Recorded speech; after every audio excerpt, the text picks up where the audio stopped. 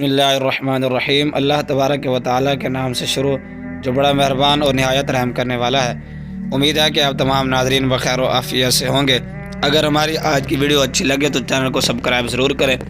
ناظرین محترم، آج کی اس ویڈیو کے اندر ہم آپ کو یہودیوں کی تاریخ بیان کریں گے کہ یہودی مذہب کی ابتدا کب ہوئی اور یہودی کس کی نسل سے ہیں، اور یہ اپنے آپ کو یہودی اور بنی اسرائیل کیوں کہلواتے ہیں، اور بنی اسرائیل جو کہ کسی زمانے کے اندر اللہ تبارک و تعالیٰ کی محبوب ترین قوم ہوا کرتی تھی، ان کو اللہ تبارک و تعالیٰ نے کس طرح سے قیامت تک کے لیے تمام قوموں سے ذلیل ترین اور ملعون ترین قوم بنا دیا۔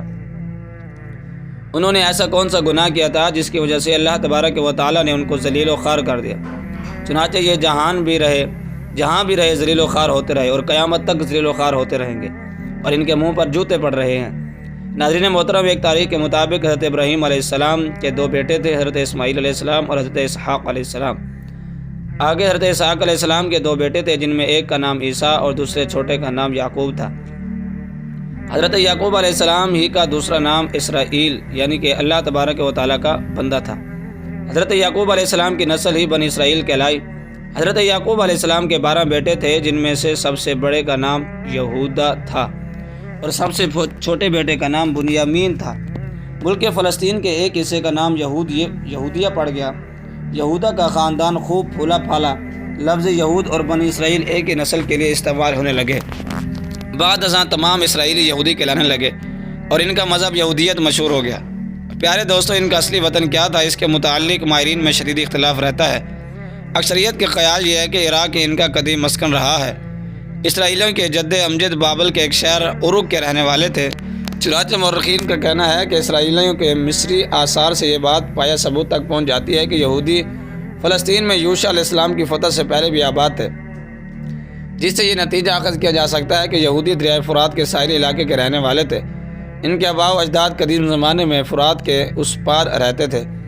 چنانچہ دوسری 1000ویں قبل مسیح میں یہودی عراق سے شام اور فلسطین کے علاقوں میں پھیل گئے۔ انہوں نے صحرائی زندگی کو خیر آباد کہہ کر یہاں سکونت اختیار کر لی۔ پھر یہ لوگ مصر میں بھی جا پہنچے۔ تاریخ سے اس بات کا پتہ چلتا ہے کہ حضرت ابراہیم علیہ السلام مصر تشریف لے گئے، جہاں ان کا خیر مقدم کیا گیا۔ حضرت یوسف علیہ السلام کے ظاہری اثر مصر میں اسرائیلی باقاعدہ طور پر آباد ہو گئے۔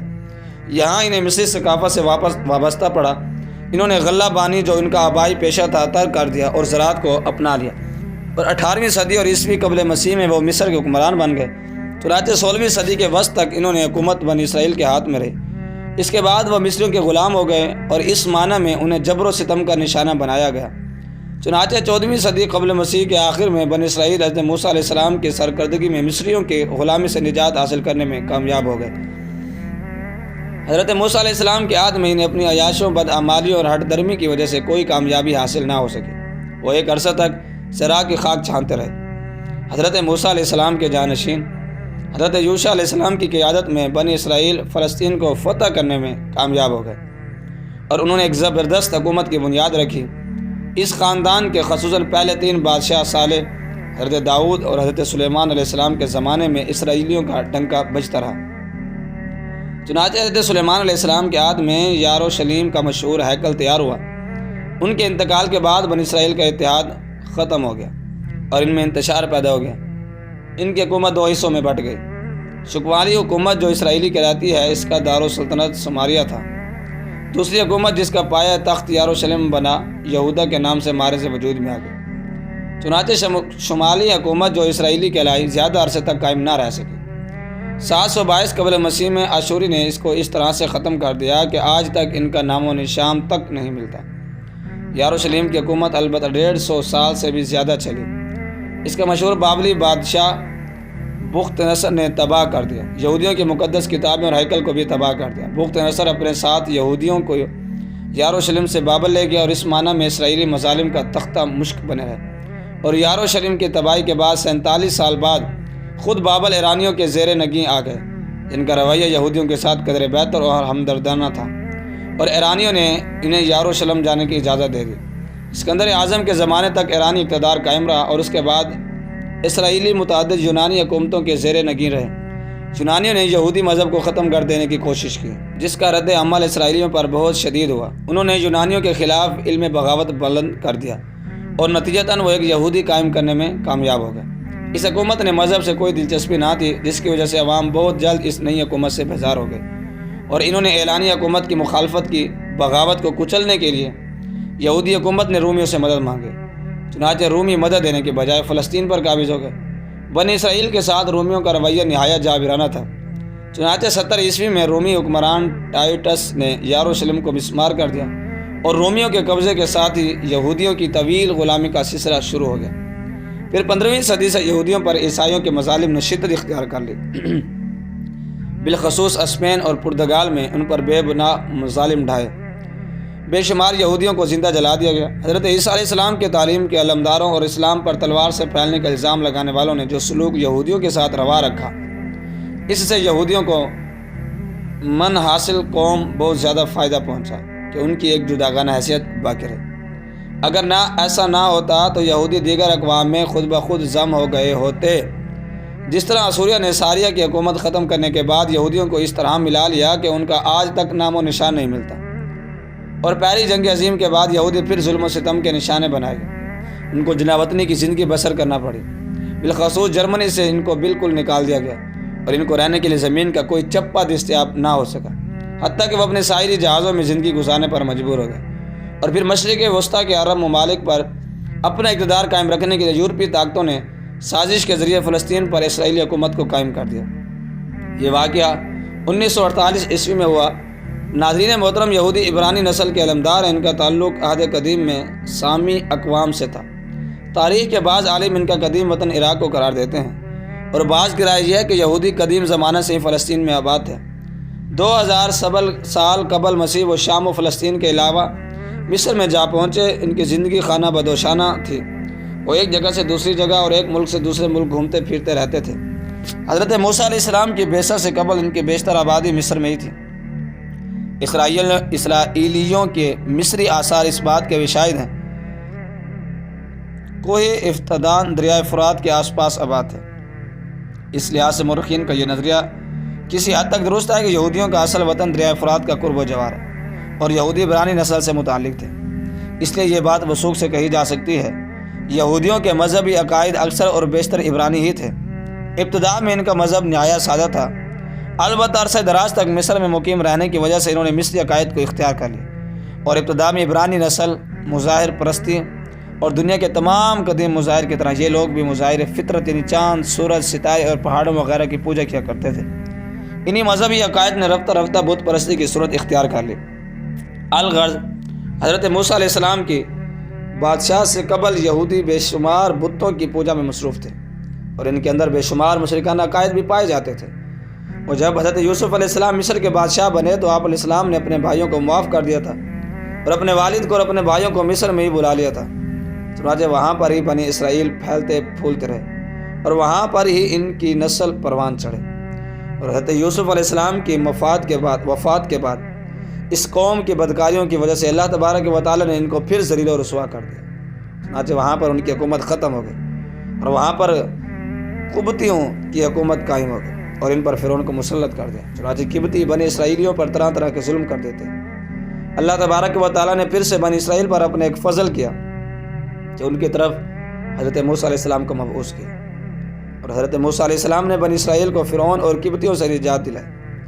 چنانچہ پھر حضرت موسیٰ علیہ السلام بنی اسرائیل کو لے کر مصر سے نکل گئے اور وادی سینا میں پہنچنے میں کامیاب ہو گئے، اور اللہ تبارک و تعالیٰ نے فرعون کو اور تمام قبطیوں کو دریائے نیل میں غرق کر دیا۔ چنانچہ اب بنی اسرائیل کے تاریخ ایک نیا دور شروع ہوا۔ فرعون سے آزادی حاصل کرنے کے بعد بنی اسرائیل نے وادی سینا میں پہنچ کر حضرت موسیٰ علیہ السلام سے ایک عجیب و غریب مطالبہ کر دیا۔ چنانچہ سورہ اعراف میں ہے کہ سینا کے بت قدوں میں پجاری بتوں کی پوجا کرتے تھے۔ ان کو دیکھ کر بنی اسرائیل نے حضرت موسیٰ علیہ السلام سے کہا کہ ہمیں بھی ایک ایسا معبود بنا دو۔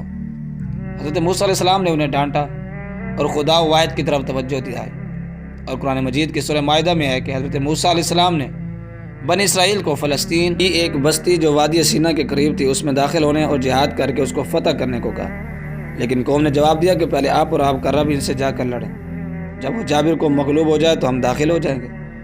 چنانچہ اس کی سزا کے طور پر اللہ تعالیٰ نے بنی اسرائیل کو 40 سال تک میدان طے میں بھٹکتا ہوا چھوڑ دیا، اور پھر نئی نسل کے جو ان جوان ہونے پر یوشع بن نون علیہ السلام کی قیادت میں ارض مقدس فتح ہو گئی۔ اس طرح بنی اسرائیل کا ایک اور دور ختم ہوا۔ پھر اللہ تعالیٰ نے اس قوم پر یہ بھی انعامات کیا کہ میدان طے میں ان پر چشموں کو جاری کیا، من و سلوہ نازل کیا اور بادلوں کا ان پر سایہ کیا، اور کئی قسم کے معجزات ظاہر ہوئے۔ لیکن بنی اسرائیل نے حضرت موسیٰ علیہ السلام سے ایک نیا مطالبہ کیا کہ عام کھانے کی چیزیں دی جائیں۔ من و سلوہ کھا کھا کر ان کا جی بھر چکا ہے۔ حضرت موسیٰ علیہ السلام نے ان کے مطالبے کو احمقانہ کر دیا۔ البتہ ان سے کہا گیا کہ اگر انہیں اس مطالبے پر اصرار ہے تو شہر میں سکونت اختیار کر لیں۔ چنانچہ جب حضرت موسیٰ علیہ السلام نے ان کو آزادی دلائی تو سب سے انہوں نے بتوں کی پوجا کرنے کی اجازت طلب کی۔ پھر اس کے بعد جہاد سے منہ موڑا، اور اس کے بعد ان پر جو من و سلوہ نازل ہوتا تھا انہوں نے اس سے بھی منہ موڑ لیا اور دنیا کی عام کھانے پینے کی چیزیں مانگی۔ اور پھر جب حضرت موسیٰ علیہ السلام کو طور پر 40 راتوں کے لیے گئے تو پیچھے سے ان لوگوں نے ایک بچڑے کو معبود بنا لیا تھا۔ حضرت ہارون علیہ السلام نے ان کو اس سے منع کیا، لیکن اس قوم نے حضرت ہارون علیہ السلام کی ایک بھی نہ سنی۔ جب حضرت موسیٰ علیہ السلام واپس آئے تو انہوں نے ان کو ڈانٹا اور ان کو برا بھلا کہا۔ اللہ تبارک و تعالیٰ نے جو احکامات عاشر ان کو دیے تھے وہ آپ علیہ السلام نے ان کی طرف ایک طرف پھینک دیے۔ پھر جب اس قوم نے معافی مانگی اور حضرت موسیٰ علیہ السلام کا غصہ ٹھنڈا ہوا تو آپ علیہ السلام نے اپنی قوم کو جو اللہ تبارک و تعالیٰ نے احکام عاشرہ دیے تھے، یعنی کہ 10 احکامات دیے تھے، وہ ان کو پڑھ کر سنائے اور ان کو اس پر عمل کرنے کو کہا۔ تو ان لوگوں نے کہا کہ ہم یہ کیسے مان لیں کہ یہ خدا نے آپ کو دیے ہیں؟ اگر آپ سچے ہیں تو ہم کو اپنا خدا دکھائیں۔ الغرض قرآن حکیم میں بنی اسرائیل کا تذکرہ کافی تفصیل سے کیا گیا ہے۔ ان کی عظمت رفتہ اور بزرگی کے مقام بلند پر فائز ہونے کا بھی بیان ملتا ہے۔ اس کے ساتھ ساتھ اپنی کجوری میں اور ناشکری کے باعث اس فضیلت سے جس طرح وہ محروم کیے گئے، اسی کی طرف اشارات بھی موجود ہیں۔ ان کی تاریخ کے شواہد یہ ظاہر کرتے ہیں کہ ہمیشہ یہ ایک مخصوص معبود کی تلاش میں رہے، جس کے نتیجے میں وہ کئی ہمسایہ اقوام کے دیوتاؤں کی پرستش کے مرتکب ہوئے، شرک بھی کیا اور بت پرستی بھی، اور اللہ تبارک و تعالیٰ کی طرف سزاؤں اور آزمائشی سلسلوں میں سے بھی گزرے۔ اور ناظرین محترم، انبیاء اور رسولوں کی برگزیدہ ہستیاں کی اصلاح کی کوشش میں مصروف عمل رہے ہیں، لیکن بنی اسرائیل کے قلوب و اذہان انبیاء کرام علیہ السلام کی مخالفت پر کمر بستہ رہے۔ اس کے نتیجے میں یہ قتل انبیاء کے بھی مرتکب ہوئے اور دنیاوی ذلت اور ناکامیوں کا سامنا کرتے رہے۔ چنانچہ بنی اسرائیل کی تاریخ میں جن باعظمت انبیاء اور رسولوں کا تذکرہ قرآن مجید میں بیان کیا گیا ہے، ان میں حضرت یعقوب علیہ السلام، حضرت یوسف علیہ السلام، حضرت ہارون علیہ السلام، حضرت داؤد علیہ السلام اور حضرت سلیمان علیہ السلام کے نام قابل ذکر ہیں۔ ان کے علاوہ مختلف آیات کی تفسیر کے ضمن میں بعض انبیاء کے نام روایات میں بھی بیان کیے گئے ہیں، لیکن اس قوم نے جتنے بھی ان کی طرف نبی مبعوث کیے گئے ان کی توہین کی، ان کا مذاق اڑایا اور ان کو قتل کیا۔ چنانچہ اس جرم کی پاداش میں اللہ تبارک و تعالیٰ نے ان پر کتنی نعمتیں کی۔ ان کو فرعون سے آزادی دلوائی، من و سلوہ نازل کیا، بادلوں کا عین پر سایہ کیا، چشموں کو جاری کیا، تمام دنیا پر ان کی حکمرانی قائم کی، لیکن اس کے باوجود بھی یہ قوم اللہ تبارک و تعالیٰ کی نافرمانیوں اور اللہ تعالیٰ کے انبیاء کو قتل کرنے اور ان کا مذاق اڑانے اور ان کے احکامات پر عمل نہ کرنے کی پاداش میں اللہ تعالیٰ نے اس قوم کو ذلیل و رسوا کر دیا۔ چنانچہ یہ آج تک تمام دنیا کے اندر ذلیل و رسوا ہوتے رہے ہیں اور آج بھی ہو رہے ہیں اور ہوتے رہیں گے، اور آخر کار یہ کتے کی موت مر جائیں گے۔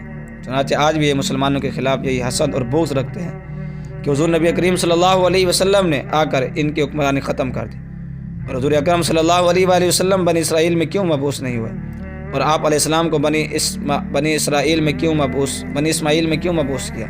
چنانچہ اسی وجہ سے یہودی اور عیسائی مسلمانوں کے اور حضور نبی کریم صلی اللہ علیہ وسلم کے مخالف ہو گئے، کیونکہ ان کے مذہب ان کو خطرے میں نظر آنے لگے اور ان کی سرداری ان سے چھینتی ہوئی نظر آ رہی تھی اور ان کا مذہب ختم ہوتا ہوا نظر آ رہا تھا۔ اسی وجہ سے انہوں نے مسلمانوں کے خلاف اور حضور نبی اکرم صلی اللہ علیہ وسلم کے خلاف بغض و عناد رکھنا شروع کر دیا۔ چنانچہ حضور اکرم صلی اللہ علیہ وسلم کے دور سے لے کر آج تک یہ مسلمانوں کے خلاف لڑتے آ رہے ہیں، اور آج فلسطین کے اندر اسرائیل فلسطینی مسلمانوں کے خلاف لڑ رہے ہیں، اور وہ چاہتے ہیں کہ فلسطین کو صرف ہستی سے مٹا دیا جائے اور ایک گریٹر اسرائیل قائم کیا جائے جہاں پر صرف یہودیوں کی ہی حکومت ہو، اور یہودی 2000 سال سے زیادہ عرصہ تک اپنے جھوٹے مسیح دجال کا انتظار کر رہے ہیں کہ کب ان کا جھوٹا مسیح دجال آئے اور یہ پوری دنیا پر حکومت کریں۔